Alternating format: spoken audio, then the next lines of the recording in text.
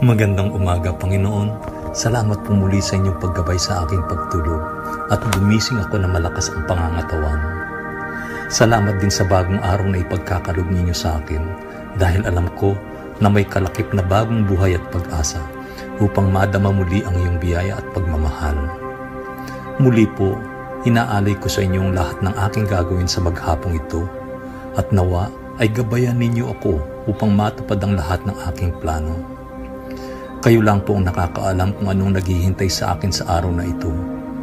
Kaya aking panalangin na panatilihin ninyo ang inyong banal na espiritu sa akin upang malisya ako sa anumang tukso, kapahamakan, karamdaman at maiwasang magkasala sa inyo at sa aking kapwa. Kasama po ang aking mga mahal sa buhay, ako po ay muling nagpupuri at nagpapasalamat sa inyo sa ngalan ni Jesus na inyong bugtong na anak. Amen.